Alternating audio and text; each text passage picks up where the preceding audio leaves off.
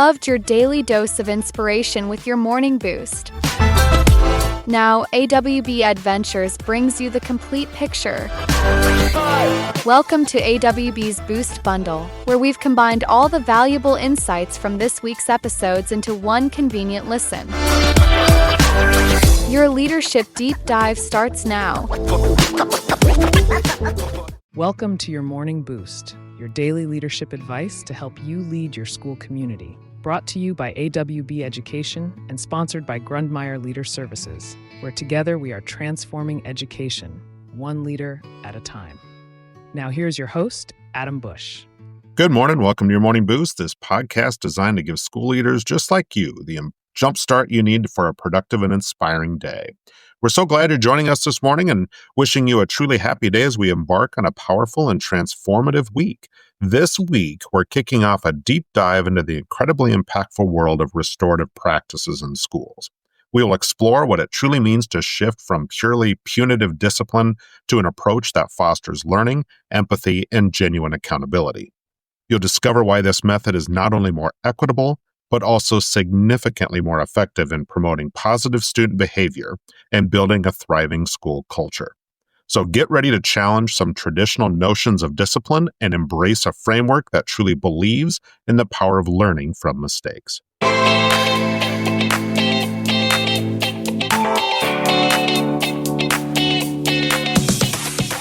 All right, welcome back. So what exactly are restorative practices? At its core, restorative practice is a philosophy and a set of approaches that aim to build community, prevent harm, and resolve conflict by repairing relationships. It moves beyond simply punishing misbehavior to actively engaging all parties involved in understanding the harm caused, taking responsibility for actions, and collaboratively finding ways to make things right. Instead of asking what rule was broken and who broke it, restorative practices ask who has been harmed, what are their needs, and whose obligation is it to address those needs. This shift is incredibly important because, as we know, the adolescent brain is still developing, with the prefrontal cortex responsible for decision-making and impulse control not fully maturing until well into the mid-20s. Students make mistakes, and often. These are opportunities for profound learning rather than simply infractions that need to be punished. Research consistently supports the efficacy of restorative practices. For instance, a study by the International Institute for Restorative Practices, or the IIRP, has shown that schools implementing restorative practices experience significant reductions in suspensions. Also, they experience improved school climate and enhanced student-teacher relationships. This approach is also inherently more equitable, addressing disproportionate discipline rates by focusing on the underlying causes of behavior rather than just the outward symptom. It empowers students to take ownership of their actions and develop crucial social-emotional skills, which will lead to lasting behavioral change. This week, we're going to get very practical. Tomorrow, we'll tackle the common issue of a student caught vaping in the bathroom. On Wednesday, we're going to discuss how to handle a physical altercation where one student injures another.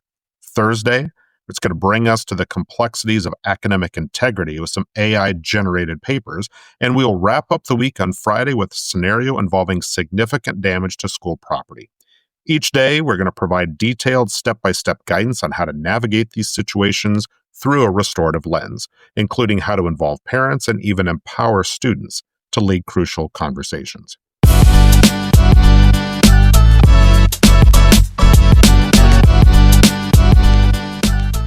As we wrap up our introduction this week to restorative practices, remember that while this approach offers incredible benefits, it's crucial to consider your school's existing policies. Board policies, handbook guidelines, any other school documentation is always going to guide the possibilities within administrative flexibility. If your school doesn't already have a robust behavior management protocol that's rooted in restorative practices, this week might just inspire you to get out there and design one. The power of restorative practices lies in the ability to transform challenging moments into opportunities for growth, understanding, and stronger relationships within our school and our community. It's about seeing every mistake as a chance to teach, to connect, and to build a more just and supportive environment for all. Thank you for listening. Have a wonderful Monday. I look forward to our conversation this entire week, and we will begin that as we talk with you again tomorrow. You have been listening to Your Morning Boost by AWB Education in partnership with Grundmeyer Leader Services. You can find out more about our services by clicking on the links in the description. Remember, you are doing this vital job that only a few can do. So until next time, thank you for your service to your community. Hi, I'm Dr. Lisa Hill, a longtime educator of nearly 40 years as a teacher, counselor, professor, and vice principal, and I've seen just about everything public schools can throw at you. And now I'm sharing my tales on my comedy podcast, Vice Principal Unoffaced. It's where school leadership meets laugh out loud stories, from underwear required parent-teacher conferences, yes really, to staff lounge confessions and more you won't believe. I'm telling it all with humor and a whole lot of heart. I also tackle the serious stuff too, like what schools really need to change and those behind-the-scenes moments no one talks about. So if you're ready to laugh, learn, and maybe even cry a little, but mostly laugh, join me and my 90-year-old mom, my unofficial co-host, on Vice Principal Unoffaced. New episodes drop bi-weekly on Apple Podcasts, Spotify, or wherever you get your podcast fix. Trust me, this is one detention you'll actually look forward to. Welcome to Your Morning Boost, your daily leadership advice to help you lead your school community. Brought to you by AWB Education and sponsored by Grundmeyer Leader Services, where together we are transforming education, one leader at a time. Now here's your host, Adam Bush. Welcome to Your Morning Boost and a super happy Tuesday to all you amazing school leaders out there. Yesterday, we got into what restorative practices are all about, why they're a big deal, and the research that shows that these really work. Today, we're diving headfirst into something that pops up way too often, and that is a student caught vaping in the bathroom. Instead of just handing out a punishment, how do we turn this into a real chance for learning and positive change? We are going to walk through a detailed restorative way to handle it, focusing on understanding, taking responsibility, and preventing it from happening again.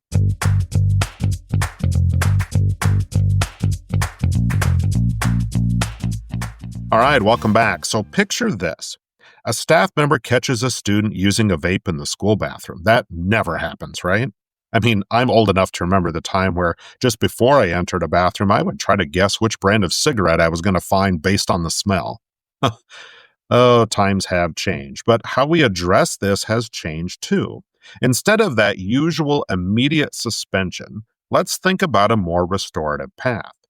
First off, you're going to want to make sure everyone's safe. Safely take the vape device and then have a calm, private chat with the student. Focus on what happened, not just on judging them right away. For instance, you might say, hey, I saw you using this device in the bathroom. Can you tell me what happened from your side? When you're somewhere private, start that restorative conversation with some core questions. What happened? What were you thinking about at the time? What have you thought about since? Who do you think has been affected by what happened? It helps a student see the bigger picture, like how it impacts their health, the school environment, and maybe even the folks who clean the bathrooms or other students that are in the bathroom or needing a safe space. Then give them a chance to actually answer the question of what do you need to do to make things right? Lots of students genuinely don't know the health risks with vaping, so this is a crucial teaching moment that we can take advantage of. Get the student connected with resources, maybe your school nurse or counselor, for an honest talk about the dangers of vaping. You could share facts from reliable sources like the American Lung Association, which points out all of the nasty respiratory issues and how addictive nicotine and vapes can be. I've seen this personally in action. I remember a student who got caught vaping, and instead of just sending him home, I had him meet with our school nurse. The nurse explained the chemicals in vapes and the long-term health effects. This student actually admitted he thought it was harmless and that the conversation was a turning point for him. He ended up getting help to quit because he truly understood the risk to his health. Working together with the student to come up with a solid plan to fix things. This could mean that they join a school vaping education program or go to counseling sessions. Maybe they even help make an informational poster about vaping that we put up in the school, or get involved in a peer education project. This gives them a sense of ownership and a chance to do something positive. A written reflection about what happened, showing that they get the harm caused and are committed to healthier choices, can be really good too. Now, the last part is to set up a meeting with the parents. This isn't just about reporting a rule broken in a punishing way. It's about getting them on board as partners in their child's learning and well-being. So share the student's perspective, the harm identified, the restorative plan that you and the student have come up with. And then here's the kicker. Have the student lead parts of this conversation themselves. Something like, Mom and Dad, I want to explain what happened and what I'm doing to make it right. This really empowers the student and shows that they're owning their actions. We may just have to help with some sentence starters or some way to get the conversation moving, but have the student focus on common goals for their health and bring the parents into that conversation.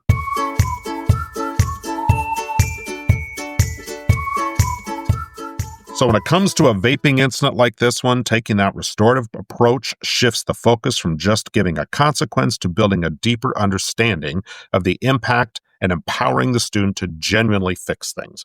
It's about turning a slip-up into a powerful learning experience. Just remember, these kinds of conversations build trust and give students a way to learn from their mistakes instead of just sitting out of school. All right, that's it for Tuesday. Thank you for listening. We will talk with you again tomorrow. You have been listening to Your Morning Boost by AWB Education in partnership with Grundmeyer Leader Services. You can find out more about our services by clicking on the links in the description. Remember, you are doing this vital job that only a few can do. So until next time, thank you for your service to your community. Welcome to Your Morning Boost, your daily leadership advice to help you lead your school community. Brought to you by AWB Education and sponsored by Grundmeyer Leader Services, where together we are transforming education, one leader at a time. Now here's your host, Adam Bush. Welcome back to Your Morning Boost, school leaders, and a warm, happy Wednesday to all of you. Yesterday, we dove into a restorative way to handle a student that was caught vaping. Today, we're facing a more in-your-face challenge. A student gets mad and hits another student on the playground, leaving them bleeding. This kind of thing leads to a quick, harsh punishment often. And how can we, as leaders, embrace restorative practices and turn this one into a chance for healing, taking responsibility, and truly learning about solving conflicts?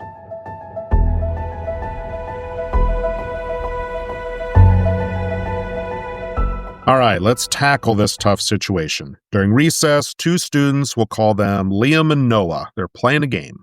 Liam gets totally frustrated and in a moment of anger shoves Noah, who falls and scrapes his knee badly enough to bleed. This never happens, right? Issues on the playground are almost a daily occurrence. Noah is understandably upset and crying. Here's how a restorative approach might play out in a scenario like this. First and foremost, of course, separate the students right away to make sure no one else gets hurt, both physically and emotionally. Take care of Noah's injury immediately. Give him first aid and comfort, and once both students are calm, we want to talk to them separately. Ask Liam, what happened? What were you feeling right before you pushed Noah? And ask Noah, how are you feeling right now? What do you need? After those first talks, have a separate private restorative conversation with Liam and Noah. With Liam, really focus on helping him grasp the impact of his actions. When you pushed Noah, he fell and got hurt. How do you think he feels right now? What kind of ripple effect did your actions have on Noah, on the game, and on the safety of the playground? Guide him to own his own choice and the harm that he caused, helping him work through the anger that led to the physical action by asking things like, what could you have done differently when you felt angry? Owning the fact that he was angry. With Noah, validate his feelings of hurt and anger. It's totally understandable that you're upset. What do you need to feel safe and better right now? Once both students are calm and have had a time to think on their own, and only if Noah feels safe and is willing, this could be an opportunity to bring them together with a trained facilitator, maybe a school counselor, an administrator, or a teacher who knows their way around restorative circles. The whole point of this restorative circle or conference is for Liam to hear directly from Noah about how his actions affected him, and for both of them to work together to figure out how to fix the harm. Things like this is where restorative practices can really shine. The point here, though, is only if Noah is prepared and safe and feels willing to do this. The facilitator in this case would guide the chat with questions like, Liam, what happened from your point of view? Noah, how did Liam's actions affect you? Liam, hearing what Noah just said, what thoughts come to mind? Noah, what do you need from Liam to feel better? or for things to be right? And Liam, what are you willing to do to make things right for Noah? This plan of attack of questions not only helps guide the conversation, but really gets to the feelings that each student had during this situation. The plan to fix things should be something they both agree on and should directly address the harm. This could mean a genuine spoken apology from Liam to Noah. Liam could also make amends by helping Noah, carry a backpack if that's what he wants to do, or assist with a classroom task. Maybe even just writing a reflective letter that acknowledges the harm and promises to resolve conflicts without violence. Both students, especially Liam, might really benefit from sessions with a counselor on managing anger, controlling impulses, and peaceful ways to solve problems. A clear plan for how they'll interact going forward, maybe starting with a little supervised play and gradually getting back to normal interactions, that might also be very important. Finally, talk with both sets of parents, of course, explaining what happened and the restorative practices that you've taken. For Noah's parents, highlight the support and care given to their child and the steps taken to fix the harm. For Liam's parents, explain how the school is guiding their child to take responsibility and learn from the experience. Make sure to point out the repair plan and how they can support it at home. In some cases, and with the students' and parents' agreement, the student might even lead part of that conversation with their own parents, explaining the incident and the steps they are taking to make amends. That truly drives home that accountability.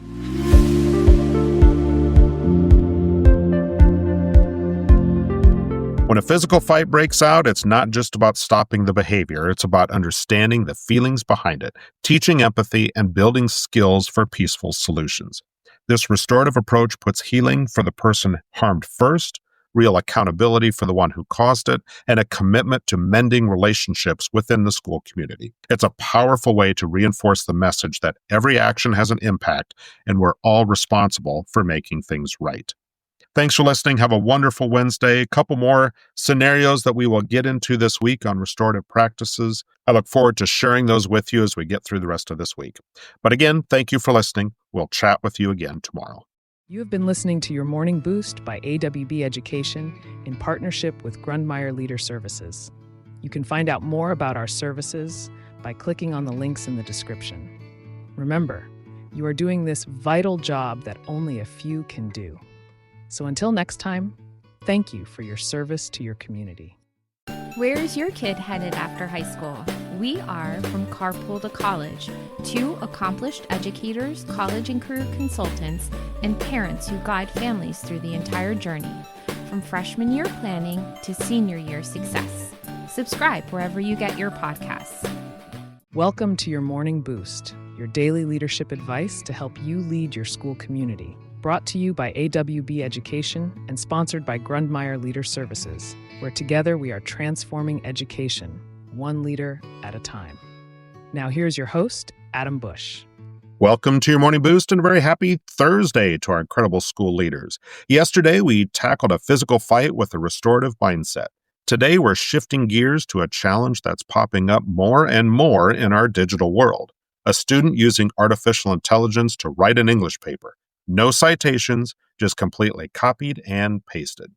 This isn't about plagiarism, it's about academic honesty and the whole point of learning. Let's explore how restorative practices can really get to the heart of this situation.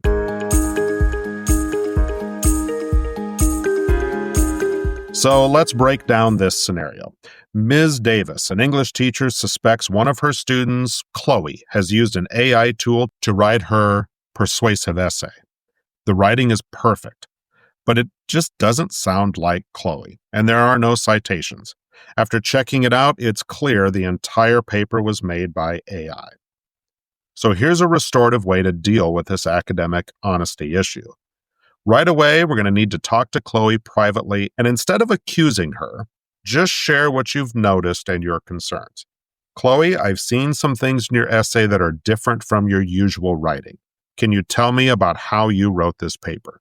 Listen to her explanation without cutting her off. Let her explain. Once it's clear that AI was used without proper credit, shift the conversation to the harm caused. This harm isn't just one thing. It's a few different things. It harms Chloe herself because she missed a chance to learn and actually hurt her own academic growth. It harms the teacher because trust has been broken, and it's harder to tell what Chloe has really learned. It harms her classmates because it creates an unfair advantage and cheapens the honest work put in by other students. And it also harms the learning community as a whole because it messes with the integrity of the academic environment. A really strong question to ask Chloe would be, when you decided to use AI like this, what impact do you think that has on my ability to trust your work or on your own learning? This is a crucial teachable moment. A lot of students might not fully get what it means to use AI this way or where the ethical lines are. This is our chance to educate Chloe on proper citations, how to be honest in research, and how AI is supposed to be a tool for learning, not a replacement for her own thoughts. Give clear examples of when AI can be used appropriately, like for brainstorming ideas, outlining, checking grammar, versus when it's not okay. Emphasize how valuable her own voice and critical thinking is. Now, there's a lot of research out on this topic, and it shows that a restorative approach, when combined with teaching, can really help students understand the academic honesty issues and encourage personal growth and building skills. Working together to come up with a plan to make things right and stop it from happening again, that is our goal. This could mean Chloe might have to rewrite the paper, showing genuine effort and understanding of the topic, and then following all the rules for academic honesty. Maybe it'll be on a new topic or a slightly different assignment just to help make sure it's her original work. She might also need to attend a workshop or complete a module on academic integrity, ethical AI use, and proper research methods. To rebuild trust, Chloe should maybe even agree to meet with Ms. Davis regularly to talk about her writing process for future assignments, showing she's being open and willing to learn. Maybe she could even give a presentation to the class if she feels up to that about ethical AI use, because certainly there's a lot of students that can learn from that. Finally, we're going to get to Chloe's parents. We need to tell them about what happened and, again, our restorative plan. Frame it again as a learning opportunity, not just a disciplinary action. In this case, having Chloe lead parts of the conversation with her parents is going to be really effective. Things like, "Mom," or "Dad, I want to tell you about a mistake I made with my English paper and what Ms. Davis and I have decided and what I need to do to fix it." It really empowers Chloe to take ownership and show that she's growing in responsibility.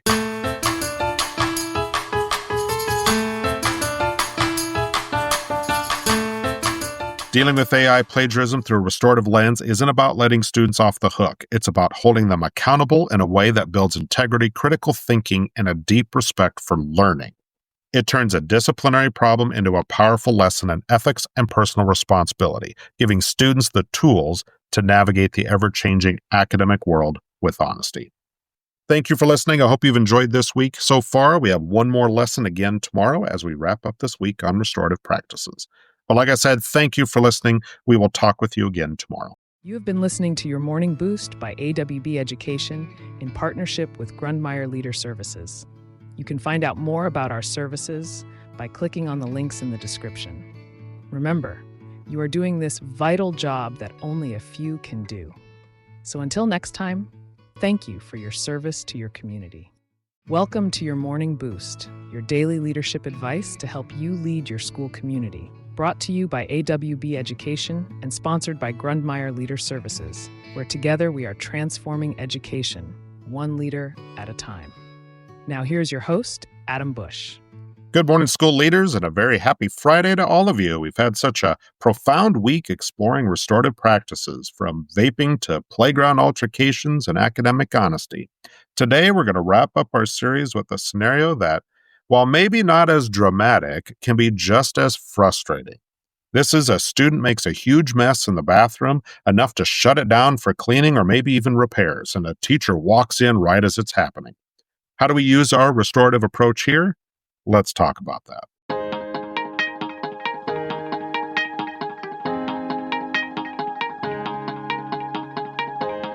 So let's set the scene for our final scenario this week. A teacher walks into the school bathroom and finds it just trashed. Paper towels everywhere, water all over the floor, just a general mess that looks intentional. The bathroom is going to need to be closed for cleanup. A student, let's call him Sam, is still in there looking a bit sheepish because he's been caught. Now, here's a restorative way to handle this. We're going to start right away with checking how bad the mess is and make sure that there are no immediate dangers or maybe even something that could be considered vandalism. Then calmly approach Sam and say, "Sam, I see quite a mess here. Can you tell me what happened?" Keep it factual and avoid sounding accusatory. After Sam gives his side, or if he's holding back a little bit, just gently try to understand why. Sometimes things seem senseless. They come from frustration, boredom, or maybe even a cry for attention. Now, Sam, what led to this mess? What were you feeling when this happened? This is where the restorative process really kicks in. We're going to try to help Sam understand the widespread impact of his actions. This impacts the school community because other students now can't use this bathroom. It causes a real headache. It means extra, often unpleasant work for the custodial staff, too. It also costs the school time and resources for cleanup. You might ask Sam, when this bathroom is out of commission, who does that affect? What impact does this have on our custodians? What about the school's budget? Now, when we talk about the plan to fix things here, to restore, it could directly relate to the harm caused. Most impactful way for Sam to make amends here is for him to help clean the mess himself with supervision, of course. This is direct accountability. Hey, Sam, since you were involved in creating this mess, it's important that you're part of making it right. We're going to work together to clean this up. This provides a tangible consequence and teaches responsibility. Also, a genuine apology to the custodial staff can be incredibly powerful. Just imagine Sam having to look the custodian in the eye and say, "I'm sorry for the extra work I caused you today." Reinforce the school's expectations about respecting property and using the bathroom properly. This might mean reviewing parts of the student handbook with Sam, too. At the end, talk with Sam about what he can do differently next time that he feels like acting out or is bored or whatever that reason was that Sam decided to trash the bathroom today. Sam, what could you do instead if you're feeling frustrated or bored in the future? That could be a line we could talk about with Sam. Now, of course, like all of these, we need to get in touch with Sam's parents to let them know about what happened. And importantly, again, the restorative steps we're taking. Highlight Sam's participation in the cleanup and the talks about taking responsibility and respecting school property. You could say, Sam took responsibility for the mess, and we had him help with the cleanup as part of making things right. We also discussed the impact his actions had on the entire school community. This communication ensures that home and school are on the same page when it comes to encouraging responsible behavior. And of course, know your students. If you think parents might be upset about this, maybe getting permission for Sam to be part of the cleanup ahead of time is a wise choice here. Again, knowing your students, knowing your parents, that's going to help guide you on that journey.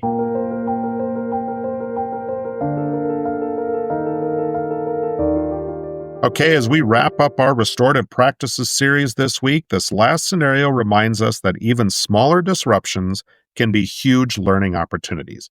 By getting students involved in understanding how their actions affect others and actively participating in fixing things, we build a culture of responsibility, respect, and community. This week has truly shown what a restorative approach, while it takes some thoughtful effort, can lead to a far deeper and more lasting positive change than just traditional punishments alone. Thank you for listening. I hope you've had a wonderful week. I hope this has been beneficial for you. If you're looking for some more information on restorative practices, there's a ton of stuff out there. Just do a little bit of research, do a little bit of Googling, and have an open mind as you go into those conversations and go into a little bit of change. If you're looking for something specific, reach out to us at AWB Education. We're happy to get you hooked up with someone that can really help you lead your school. Other than that, have a wonderful end of your week. Have an even better weekend. Thank you for listening. We will talk with you again next week. You have been listening to Your Morning Boost by AWB Education in partnership with Grundmeyer Leader Services. You can find out more about our services by clicking on the links in the description. Remember, you are doing this vital job that only a few can do. So until next time, thank you for your service to your community. Thank you for tuning into AWB's Boost Bundle. We trust this collection of your Morning Boost episodes has given you a powerful end to your week. For more daily inspiration and actionable advice, be sure to subscribe to your Morning Boost wherever you get your podcasts. We'll see you next week for more ways to amplify your leadership.